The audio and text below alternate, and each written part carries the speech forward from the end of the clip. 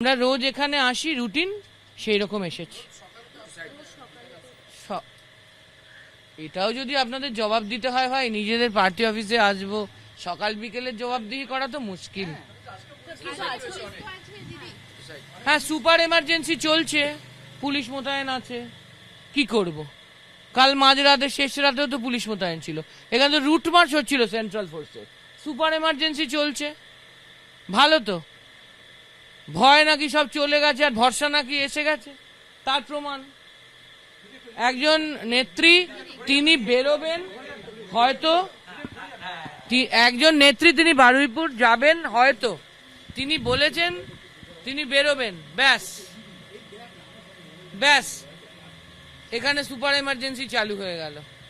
কতগুলো গাড়ি দিয়ে এখানটা আটকানো ছিল, কতগুলো গাড়ি ওইখানে আটকানো ছিল হরিশ্চন্দ্রজির মুখটায়, আমরা ভেতরে আসতে পারছিলাম না। কত সিআরপিএফ এসে রুটমার্চ করছিল, কত মহিলা পুলিশ এসেছিল, কত সিভিল, সবই তো আপনারা দেখেছেন যারা ছিলেন রাতে। তো ভালো তো, সুপার এমার্জেন্সি চলছে, জরুরি অবস্থা আমরা দেখতে পাইনি, এখন দেখে নিচ্ছি, নাম না লিখে অফিসিয়ালি ঘোষণা না করে দেখে নিচ্ছি। খুব ভালো লাগছে, এত ভয় চলে গেছে আর এত ভরসা এসে গেছে, দেখে একেবারে আমরা ধন্য হয়ে যাচ্ছি। শুধু এইটুকু বলবো যে যেটা হচ্ছে এটা ভালো হচ্ছে না। সেরকমই তো লাগছিল, অভিযোগের কি আছে, আমি তো নিজে বলেছি এটা কি তাহলে কার্যত হাউস অ্যারেস্ট, এটা কি কার্যত নজরবন্দি?